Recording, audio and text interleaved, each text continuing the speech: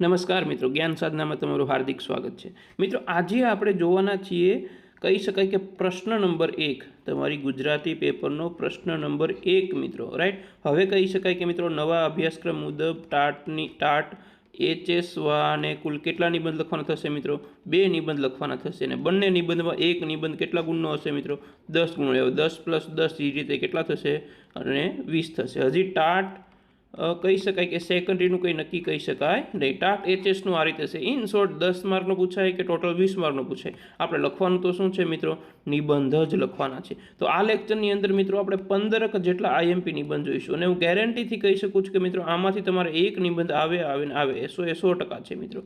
Clear? તો લેક્ચરની અંદર અંત સુધી બન્યા રહેજો। જ્યાં પણ કોઈને તકલીફ પડે, રાઈટ, એ મેસેજ કરી શકો છો, રાઈટ। અને બીજો તમારે શેનો લેક્ચર જોઈએ છે એ પણ કમેન્ટમાં તમે જણાવી શકો છો। સાથે સાથે કોઈને આ લોકોની PDF જોઈએ છે તો 70 41 75 88 78 ઉપર એ મેસેજ કરી શકે છે મિત્રો। આ IMP નિબંધની PDF એને મળી શકે છે અને સાથે સાથે એ ઝેરોક્સ પણ તમે કાઢી શકો છો। તો મિત્રો આપણે કોઈ સમય બગાડ્યા વગર લેક્ચરની શરૂઆત કરીએ। તો ટાટ મુખ્ય પરીક્ષામાં વર્તમાન પ્રવાહને ધ્યાનમાં રાખીને નીચેના મોસ્ટ IMP ઇમ્પોર્ટન્ટ નિબંધોની તૈયારી કરશો તો પરીક્ષામાં તમે ઉપયોગી થશો। મિત્રો, નિબંધની તૈયારી છે ને, બધા નિબંધ વાંચતા હોય જરૂરી છે, નો ડાઉટ, પણ તમને ખબર છે કે ભાઈ આટલામાંથી કોઈ એક આવશે તો એટલા જ જો નિબંધ તમે કરો, રાઈટ, તો કહી શકાય કે તમારા જે ગુણ છે, રાઈટ, એ વધી શકે છે। તો બસ કંઈક એવું જ છે। અહીંયા તમને મેં ટોપ 15ની સાથે પછી ટોપ 5 પણ તારવીને આપેલા છે મિત્રો। તો જોઈએ આગળ કે કયા કયા છે ટોપ 15, રાઈટ। તો અહીંયા તમારી સામે નજર સામે છે કે નવી રાષ્ટ્રીય શિક્ષણ નીતિ NEP 2020 અને શિક્ષણમાં પરિવર્તન, આ કહી શકાય કે મોસ્ટ IMP છે મિત્રો। આ પ્રશ્ન પણ આ નિબંધ પણ પૂછાવાની સંભાવના છે। ડિજિટલ યુગમાં શિક્ષણ તક અને પડકાર, કૃત્રિમ બુદ્ધિમત્તા અને શિક્ષણ ભવિષ્ય, વાંચનનું મહત્વ અને વાંચન સંસ્કૃતિ, વિદ્યાર્થીઓમાં મૂલ્ય શિક્ષણની આવશ્યકતા, પર્યાવરણ સંરક્ષણ અને આજની અનિવાર્યતા જરૂરી, જળ સંરક્ષણ અને જળ છે તો જ જીવન છે, સ્વસ્થ ભારત અને નાગરિકની જવાબદારી, મહિલા સશક્તિકરણ અને શિક્ષણ, યુવાનો અને રાષ્ટ્ર નિર્માણ, સોશિયલ મીડિયાનો વિદ્યાર્થીઓ પર પ્રભાવ, ભારતીય સંસ્કૃતિની આધુનિકતા વચ્ચેનું સંતુલન, યોગ, આરોગ્ય અને તણાવ મુક્ત જીવન, આત્મનિર્ભર ભારત, યુવાનોની ભૂમિકા, શિક્ષક સમાજના ઘડવૈયા, અને હજી એક કહી શકાય, હું એડ કરી શકું મિત્રો, માતૃભાષા, રાઈટ, માતૃભાષાને ધ્યાનમાં રાખીને પણ મિત્રો નિબંધ પૂછાઈ શકે છે। અને હા, હજી પણ એક કૌશલ્યલક્ષી શિક્ષણની વાત પણ મિત્રો કરી શકે છે। કૌશલ્યલક્ષી શિક્ષણ, આ કહી શકાય તમારા મોસ્ટ IMP નિબંધ। આનાથી બારો આઈ થિંક ના જઈ શકે। ક્લિયર? તો આ નિબંધ તમારે તૈયાર કરવા। હવે આ 15 જેટલા, આ 2 નિબંધ તમારી જાતે તૈયાર કરજો ને જો તમે કહો તો હું બીજો વિડીયો આ 2 નિબંધ લાવી દઈશ, રાઈટ। પણ આજે આ 15 નિબંધને તમને IMP અથવા આદર્શ સોલ્યુશન અહીંયા તમને મળશે મિત્રો। તો જોઈએ આપણે નિબંધની થોડીક બીજી ચર્ચા આપણે કરી લઈએ, રાઈટ, કે જરૂરી એવી ચર્ચા જે છે એની વિશે આપણે અહીંયા થોડીક એક નજર નાખી લઈએ કે સૌથી વધુ પૂછાવાની સંભાવના કયા? ઉપર જે ટોપ 15 છે ને એમાંથી પણ ટોપ 5 આ છે મિત્રો। જો અહીંયા નવી રાષ્ટ્રીય શિક્ષણ નીતિ, ડિજિટલ શિક્ષણ અને AI, મૂલ્ય શિક્ષણ, પર્યાવરણ અને જળ સંરક્ષણ, સોશિયલ મીડિયા, વિદ્યાર્થીઓ પર પ્રભાવ, આ પૂછવાની પૂરેપૂરી સંભાવના છે મિત્રો। હું કહું ને કે આમાંથી 100% હશે, એટલે કંઈ ના, ઓલા 15 ના થાય તો કંઈ નહીં, પણ આ તમે 5 જરૂર કરી નાખજો। હવે નિબંધ લખતી વખતે કેટલાક મુદ્દા તૈયાર કરવાના હોય છે તો એને અહીંયા જોઈએ કે તમે જ્યારે નિબંધ લખો છો તો પ્રસ્તાવનામાં તમે શું શું લખવાના છો એ તમે અહીંયા જણાવો। વિષયનો અર્થ જણાવો। એને એક્ઝામ્પલ તરીકે રાષ્ટ્રીય શિક્ષણ નીતિ છે તો એનો અર્થ, અહીંયા કહી શકાય કે એનો ઉદ્દેશ શું છે, રાઈટ, એ તમે લખી શકો છો, રાઈટ। એના કારણો તમે જણાવો, એના ફાયદા લખો, એના ગેરફાયદા જરૂર કીધા હોય તો જ ગેરફાયદા લખવાના, બાકી ફાયદા તો બધામાં લખવાના, પણ ગેરફાયદા જો કીધું હોય તો જ લખવાના, બાકી લખવાના નહીં। શિક્ષણ સાથેનો સંબંધ શું છે? વર્તમાન પ્રવાહો સાથેના મુદ્દા તમે લખી શકો। એના ઉપાયો કે ભાઈ કોઈ નુકસાન થઈ રહ્યું છે તો હવે એનો ઉપાય શું છે અહીંયા તમે દર્શાવી શકો અને ઉપસહાર તમે લખી શકો છો મિત્રો। ક્લિયર? અને શરૂઆત છે તમે ક્યાંથી કરી શકો છો મિત્રો? પંક્તિથી કરી શકો છો। જો આ રીતે નિબંધ લખીશો મિત્રો તો તમે કહી શકાય કે 85% પ્લસ તમે મિત્રો માર્ક્સ લાવી શકો છો માત્ર ને માત્ર નિબંધની અંદર જ। ચલો તો જોઈએ નિબંધ નંબર 1, રાઈટ। નવી રાષ્ટ્રીય શિક્ષણ નીતિ NEP 2020 અને શિક્ષણમાં પરિવર્તન। શિક્ષણ એ વ્યક્તિ, સમાજ અને રાષ્ટ્રના સર્વાંગી વિકાસનો પાયો છે। બદલતા વૈશ્વિક સમયમાં શિક્ષણને વધુ ગુણવત્તાયુક્ત, વ્યવહારલક્ષી અને આધુનિક બનાવવાના હેતુથી ભારત સરકારે વર્ષ 2020માં નવી રાષ્ટ્રીય શિક્ષણ નીતિ એ જાહેર કરી। લગભગ 34 વર્ષ બાદ આવેલી આ નીતિ ભારતીય શિક્ષણ વ્યવસ્થામાં ઐતિહાસિક પરિવર્તન લાવનારી સાબિત થઈ છે। તેના મુખ્ય ઉદ્દેશ વિદ્યાર્થીઓમાં જ્ઞાનની કૌશલ્ય, સર્જનાત્મકતા અને નૈતિક મૂલ્યો અને વૈજ્ઞાનિક અભિગમ અને આત્મનિર્ભરતા વિકસાવવાનો છે મિત્રો। આવી રીતે પણ તમે પ્રસ્તાવના મિત્રો લખી શકો। જો તમને હજી એમ થાય કે હજી નવી રીતે લખું છો, તમે એમ પણ લખી શકો છો કે ભાઈ આપણે આની અંદર કહી શકાય કે નવી રાષ્ટ્રીય શિક્ષણ નીતિ પહેલાં કેટલી શિક્ષણ નીતિ હતી, તો કે 2 હતી, 1968ની એક હતી, એક 1986ની હતી, અને પછી આવ્યા 2020। એટલે અહીંયાથી તમે શરૂઆત કરી શકો છો, રાઈટ। અને સાથે સાથે બીજું શું કરી શકો છો કે ભાઈ એનઈપીના જે 5 આધાર સ્તંભો છે, રાઈટ, એ તમે લખી શકો છો કે ભાઈ સમાનતા છે, રાઈટ, ગુણવત્તા છે, રાઈટ, પોષણ ક્ષમતા છે। આ જે એના 5 આધાર સ્તંભ છે ત્યાંથી પણ તમે પ્રસ્તાવના મિત્રો શરૂ કરી શકો છો। જોઈએ હવે નેક્સ્ટ પેરેગ્રાફ। એનઈપી 2020 હેઠળ પરંપરાગત 10+2 શિક્ષણ પદ્ધતિને બદલે 5+3+3+4 માળખું અમલમાં મૂકવામાં આવ્યું છે। તેમાં પ્રારંભિક બાળ શિક્ષણને વિશેષ મહત્વ આપવામાં આવ્યું છે। રમતગમત, પ્રવૃત્તિ આધારિત શિક્ષણ, અનુભવ દ્વારા અધ્યયન અને જીવન કૌશલ્યના વિકાસ પર ભાર મૂકવામાં આવ્યો છે। પ્રાથમિક શિક્ષણમાં માતૃભાષા અથવા સ્થાનિક ભાષામાં શિક્ષણ આપવાની ભલામણ કરવામાં આવી છે, જેથી બાળકો સરળતાથી વિષયને સમજી શકે છે અને તેમની અભિવ્યક્તિ મિત્ર ક્ષમતામાં વધારો કરી શકે છે। આ નીતિ કૌશલ્ય આધારિત અને રોજગારલક્ષી શિક્ષણને પણ વિશેષ સ્થાન આપવામાં આવ્યું છે। ધોરણ 6 થી વ્યવસાયલક્ષી શિક્ષણ અને ઇન્ટર્નશીપ સમાવેશ કરવામાં આવ્યો છે મિત્રો। સાથે જ ડિજિટલ શિક્ષણ, ઓનલાઈન શિક્ષણ, કૃત્રિમ બુદ્ધિમત્તા અને આધુનિક ટેકનોલોજીના ઉપયોગને પ્રોત્સાહન આપવામાં આવ્યું છે, જેથી વિદ્યાર્થીઓ વૈશ્વિક સ્તરે સ્પર્ધા કરવામાં સક્ષમ બની શકે છે। તો મિત્રો કહી શકાય એનઈપીની અંદર શું શું વાતચીત કરેલી છે એ બધી અહીંયા ચર્ચા આપણે કરેલી છે। આગળ જો મિત્રો જોઈએ, રાઈટ, કે પરીક્ષા અને મૂલ્યાંકન પદ્ધતિમાં પણ નોંધપાત્ર સુધારો કરવામાં આવ્યો છે। માત્ર યાદશક્તિ આધારિત પરીક્ષાને બદલે સમજશક્તિ, વિશ્લેષણ, તાર્કિક વિચારશક્તિ અને સમસ્યા ઉકેલવાની ક્ષમતામાં પણ મૂલ્યાંકન પર ભાર મૂકવામાં આવ્યો છે। ઉચ્ચ શિક્ષણમાં બહુવિધ વિષય પસંદ કરવાની સ્વતંત્રતા, બહુ પ્રવેશ, બહુ નિર્ગમન વ્યવસ્થા, એકેડેમિક બેંક ઓફ ક્રેડિટ અને સંશોધન પ્રોત્સાહન જેવી જોગવાઈ કરવામાં આવી છે। જો મિત્રો અહીંયા બધી મૂલ્યાંકનની બધી વાતચીત એક જ પેરેગ્રાફમાં આ લોકોએ લઈ લીધેલી છે, રાઈટ। નવી શિક્ષણ નીતિ શિક્ષકને પણ પરિવર્તનના કેન્દ્ર સ્થાને રાખે છે। શિક્ષકોને સતત તાલીમ, નવી શિક્ષણ પદ્ધતિઓ અને ટેકનોલોજીનો ઉપયોગ કરવા માટે પ્રોત્સાહિત કરવામાં આવ્યા છે। આ ઉપરાંત શિક્ષણમાં સમાનતા, સમાવેશિતા, ગુણવત્તા જળવાઈ રહે તે માટે વિશેષ પગલાં મૂકવામાં આવ્યા છે મિત્રો, રાઈટ। આ જે સમાનતા, સમાવેશિતા, ગુણવત્તા કહી શકાય એ એના પાયાના સ્તંભો છે મિત્રો। નિષ્કર્ષમાં કહી શકાય કે નવી રાષ્ટ્રીય શિક્ષણ નીતિ 2020 ભારતીય શિક્ષણ વ્યવસ્થાને વધુ આધુનિક, લવચિક, ગુણવત્તાયુક્ત અને વિદ્યાર્થી કેન્દ્રી બનાવે છે। જો આ નીતિનો અસરકારક રીતે અમલમાં કરવામાં આવશે તો માત્ર વિદ્યાર્થીઓને સર્વાંગી વિકાસ જ નહીં, પરંતુ આત્મનિર્ભર, જ્ઞાન સમૃદ્ધ અને વિકસિત ભારતના નિર્માણમાં પણ મહત્વપૂર્ણ યોગદાન થશે મિત્રો। આ રીતે નિબંધ લખો, આદર્શ નિબંધ છે મિત્રો। યાદ રાખજો, મહત્વના મુદ્દા તારવી લેજો, જેથી તમને પરીક્ષામાં તકલીફ રહે નહીં। અને હજી અંતમાં તમે એક પંક્તિ પણ ઉમેરી શકો। શું ઉમેરી શકીએ આપણે? ઉમેરી શકીએ, ચલો લખી શકીએ કે જીવન એ શિક્ષણની તૈયારી નથી।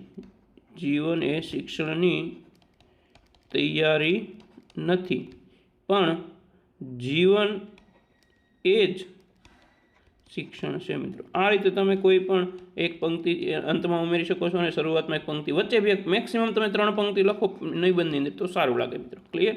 ચલો નિબંધ નંબર 2 તરફ આપણે આગળ વધીએ। ડિજિટલ યુગમાં શિક્ષણ, તક અને પડકાર મિત્રો। આ પણ એક મોસ્ટ આઈએમપી પ્રશ્ન પૂછાઈ શકે છે। આ મને એવું લાગે છે પૂછાશે, કારણ કે એનઈપી તો નો ડાઉટ ટ્રેન્ડિંગમાં છે તો પૂછાવાની સંભાવના છે, પણ આ પણ છે। શિક્ષણ એ ભવિષ્યનું સૌથી શક્તિશાળી શસ્ત્ર છે। આવું કોણે કીધું મિત્રો? એનું નામ પણ લખી શકો, નેલ્સન મંડેલા। ક્લિયર? ચલો, આજનો યુગ ડિજિટલ યુગ તરીકે ઓળખાય છે। માહિતી અને સંચાર ટેકનોલોજીના વિકાસથી શિક્ષણ ક્ષેત્રમાં ક્રાંતિકારી પરિવર્તન આવ્યું છે। સ્માર્ટફોન, ઇન્ટરનેટ, ઓનલાઈન શિક્ષણ, ડિજિટલ બોર્ડ અને ઈ લર્નિંગ જેવા સાધનોએ શિક્ષણને વધુ સરળ, સુલભ અને અસરકારક બનાવ્યું છે। જો કે તેની સાથે કેટલાક પડકારો પણ ઊભા થયા છે। ડિજિટલ શિક્ષણની સૌથી મોટી તક એ છે કે વિદ્યાર્થી ગમે ત્યાં અને ગમે ત્યારે અભ્યાસ કરી શકે છે। ઓનલાઈન વર્ગો, વિડીયો, લેક્ચર, ઈ પુસ્તક અને શૈક્ષણિક એપ્લિકેશન દ્વારા ગુણવત્તાયુક્ત શિક્ષણ સરળતાથી ઉપલબ્ધ બન્યું છે। શિક્ષક પણ આધુનિક ટેકનોલોજીનો ઉપયોગ કરીને રસપ્રદ અને દ્રશ્યાત્મક રીતે વિષય સમજાવી શકે છે। પરિણામે વિદ્યાર્થીઓને જિજ્ઞાસા, સર્જનાત્મકતા અને સ્વ અધ્યયન ભાવના વિકસે છે મિત્રો। તો અહીંયા તો ટેકનોલોજીનો ઉપયોગ કરીને વિદ્યાર્થીઓને કઈ રીતે ભણાવી શકાય એની વાતચીત મિત્રો અહીંયા કરેલી છે। નવી રાષ્ટ્રીય શિક્ષણ નીતિ પણ ડિજિટલ શિક્ષણને વિશેષ મહત્વ આપવામાં આવ્યું છે। ટેકનોલોજીનો ઉપયોગ વ્યક્તિગત ગતિએ શિક્ષણ મેળવવાની તક મળે છે અને શિક્ષણને વધુ સર્વસમાવેશી કરે છે મિત્રો। જ્યારે શિક્ષણનો નિબંધ પૂછાય ને, રાઈટ, એટલે એની સાથે ભૂલ્યા વગર એનઈપી જોડી દીધો, જેથી તમારો એક નિબંધ છે કંઈક અલગ જ તારવી આવશે। ક્લિયર? ચલો આગળ જોઈએ। બીજી તરફ ડિજિટલ શિક્ષણ કેટલાક પડકારો પણ રજૂ કરે છે. દરેક વિદ્યાર્થી પાસે સ્માર્ટફોન, કમ્પ્યુટર અથવા ઝડપી ઇન્ટરનેટની સુવિધા ઉપલબ્ધ નથી. આ ડિજિટલ અસમાનતા શિક્ષણમાં સમાન તકને અસર કરે છે. ઉપરાંત સોશિયલ મીડિયા અને ઓનલાઈન ગેમ્સની અતિરિક્ત વિદ્યાર્થીઓનું ધ્યાન અભ્યાસમાં ભટકી શકે છે. લાંબા સમય સુધી સ્ક્રીન સામે રહેવાના કારણે આંખો, માનસિક અને સ્વાસ્થ્ય, શારીરિક તંદુરસ્તી પણ પ્રતિકૂળ અસર પડી શકે છે. માત્ર ટેકનોલોજી પર આધારિત શિક્ષણમાં શિક્ષક વિદ્યાર્થી વચ્ચે માનવીય સંપર્ક અને મૂલ્ય શિક્ષણનું મહત્વ પણ ઘટી શકે છે. તો આ પડકારને દૂર કરવા માટે ડિજિટલ માળખું મુજબ બનાવવું, દરેક વિદ્યાર્થી સુધી ટેકનોલોજીની પહોંચ સુનિશ્ચિત કરવી, શિક્ષકોને ડિજિટલ તાલીમ આપવી અને ટેકનોલોજીના જવાબદાર ઉપયોગ અંગે જાગૃતિ લાવવી જરૂરી છે. જે ડિજિટલ સાધનો શિક્ષકોને વિકલ્પ નહીં પરંતુ સહાયક બની રહે તે જરૂરી છે. મિત્રો, કોઈ પણ નિબંધમાં છે ને કંઈક પડકારરૂપ પૂછ્યું એટલે છેલ્લે ઉપાયો લખવાનું ભૂલતા નહીં. જો ઉપાયો નહીં લખો તો તમારા નિબંધમાં માર્ક ઓછા આવશે. ક્લિયર? અને જે પૂછવું એ જ લખો. વિષયાંતર મિત્રો ના થવું જોઈએ. જો વિષયાંતર થયું ને એટલે જે તમે કહી શકો ને 20 માર્ક છે ને તમને ખાલી માત્ર 5-6 માર્ક્સ આપી દેવામાં આવશે અને પૂરું કરી દેવામાં આવશે. વિષય અનુસંધાને જ લખવું. જે વિષય પૂછવું છે એના વિશે અહીંયા માહિતી તમારે લખવાની છે. અંતમાં કહી શકાય કે ડિજિટલ યુગમાં શિક્ષણ વિકાસની નવી તકો લઈ આવ્યું છે. જો તેનો સમજદારીપૂર્વક અને સંતુલિત ઉપયોગ કરવામાં આવે તો તે જ્ઞાનસભર, કુશળ અને જવાબદાર નાગરિકના નિર્માણમાં મહત્વપૂર્ણ યોગદાન આપી શકે છે. મિત્રો, ચલો આગળ જોઈએ. કૃત્રિમ બુદ્ધિમત્તા અને શિક્ષણનું ભવિષ્ય. વિજ્ઞાન માનવ જીવનને સરળ બનાવે છે અને ટેકનોલોજી તેને વધુ સ્માર્ટ બનાવે છે. જો મિત્રો, સરસ મજાની પંક્તિ છે, નોટ કરી લેજો. હું તો કહું છું બુક લઈને બેસી જજો, નિબંધ લખી જ લેજો. ક્લિયર?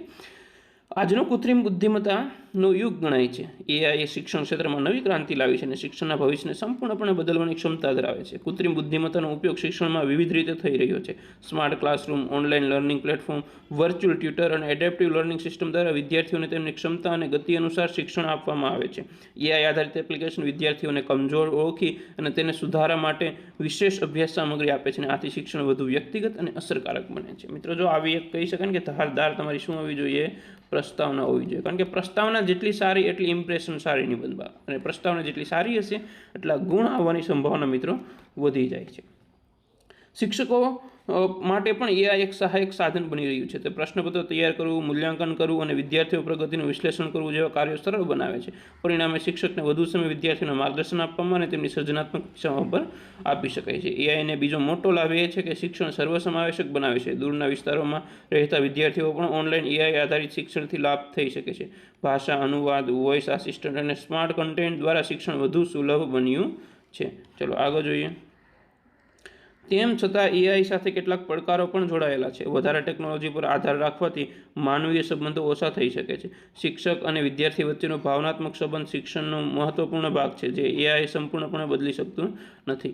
ઉપરાંત ડેટા સુરક્ષા, ખાનગી માહિતીની ચિંતા અને ટેકનોલોજી ખોટો ઉપયોગ પણ ગંભીર પ્રશ્ન છે. મિત્રો, પ્રશ્ન છે હવે એનું સોલ્યુશન, એટલે કે તમારા મિત્રો ઉપાયો ભૂલ્યા વગર લખવાના. ક્લિયર? તો આ પડકારોને ધ્યાનમાં રાખીને એઆઈનો સંતુલિત ઉપયોગ જરૂરી છે. શિક્ષણમાં એઆઈને શિક્ષકના વિકલ્પ તરીકે નહીં પરંતુ સહાયક સાધન તરીકે ઉપયોગ કરવો જોઈએ. શિક્ષકનું માર્ગદર્શન અને એઆઈની ક્ષમતા સાથે મળીને શિક્ષણને વધુ મજબૂત બનાવી શકે છે. અંતમાં કહી શકાય કે મિત્રો, જો આ એનો ઉપાય થયો. ક્લિયર? અંતમાં કહી શકાય કે કૃત્રિમ બુદ્ધિમત્તા શિક્ષણના ભવિષ્યને વધુ આધુનિક, ઝડપી અને અસરકારક બનાવી છે. જો તેનો યોગ્ય ઉપયોગ કરવામાં આવે તો શિક્ષણ ક્ષેત્રમાં નવી ઊંચાઈ અને પ્રાપ્ત કરવી શકે છે અને વિદ્યાર્થીઓ ભવિષ્ય માટે વધુ સક્ષમ બની શકે છે. બસ આ થયો તમારો આદર્શ જવાબ મિત્રો. ક્લિયર? જો મિત્રો વિડીયો ગમે તો લાઈક કરવાનું ભૂલતા નહીં, કારણ કે ચેનલ ઉપર જે આવે છે એમાંથી 70 થી 75% મિત્રો સબસ્ક્રાઈબ જ નથી કરતા, અને સાથે લાઈક પણ કરો તો અમને પણ આવા નવા વિડીયો લાવવાની મજા આવે. ચાલો આગળ જોઈએ. નિબંધ નંબર 4, વાંચનનું મહત્વ અને વાંચન સંસ્કૃતિ. પુસ્તકો માટે જીવનના શ્રેષ્ઠ મિત્રો. યાદ રાખજો, પુસ્તકો માનવ જીવન માટે શું છે? શ્રેષ્ઠ મિત્રો છે. આ પંક્તિ યાદ રાખી જ લેજો. ક્લિયર? કંઈક ને કંઈક બીજા નિબંધમાં પણ યાદ આવશે તો તમે એમાં લખી શકશો. પુસ્તકો માનવ જીવનના શ્રેષ્ઠ મિત્રો છે. મિત્રો, વાંચન માનવ જીવનનો સૌથી મહત્વપૂર્ણ અને આદતોમાંથી એક છે. તે માત્ર જ્ઞાન વધારવાનું સાધન નથી પરંતુ વિચારશક્તિ, કલ્પના શક્તિ અને વ્યક્તિત્વ વિકાસનું પણ મુખ્ય માધ્યમ છે. આજના ટેકનોલોજીના યુગમાં પણ વાંચનની જરૂરિયાત એટલી જ મહત્વપૂર્ણ છે. વાંચનથી વ્યક્તિનું જ્ઞાન વિસ્તરે છે, વિવિધ વિષયો વિશે માહિતી મળે છે અને વિશ્વને સમજવાની દ્રષ્ટિ વિકસે છે. નિયમિત વાંચનથી શબ્દભંડોળ વધે છે, ભાષા પર પકડ મજબૂત બને છે અને વિચાર રજૂ કરવામાં ક્ષમતા સુધરે છે. વિદ્યાર્થીઓ માટે વાંચન ખાસ જરૂરી છે કારણ કે તે શૈક્ષણિક સફળતાના આધાર સ્તંભ છે. મિત્રો, રાઈટ, જો આવું સરસ મજાનું લખશો અને ટ્રાય કરજો આ બધું યાદ રાખવાનું, તો તમને પરીક્ષામાં કંઈક ને કંઈક જગ્યાએ ઉપયોગી થશે. વાંચન માત્ર પાઠ્યપુસ્તક પૂરતું મર્યાદિત નથી. સમાચાર પત્ર, વાર્તાઓ, જીવન ચરિત્રો અને પ્રેરણાત્મક પુસ્તકો વાંચવાથી જીવનમાં નવી દિશા મળે છે, મહાન વ્યક્તિઓના જીવનથી પ્રેરણા મળે છે અને જીવન મૂલ્યો વિકસે છે. જેમને વાંચવું ગમે છે તેમને ક્યારેય એકલતા અનુભવાતી નથી. આજના સમયમાં મોબાઈલ એ સોશિયલ મીડિયાના વધતા ઉપયોગને કારણે વાંચન સંસ્કૃતિ ધીમે ધીમે ઘટી રહી છે. ચિંતાનો વિષય છે કે વિદ્યાર્થીઓ વધુ સમય ગેમ્સ અને મનોરંજન વિતાવે છે, જેના કારણે ધ્યાન અને અભ્યાસની આદત ઘટે છે. તેથી વાંચન સંસ્કૃતિ પુનઃજીવન કરવાની જરૂર છે મિત્રો.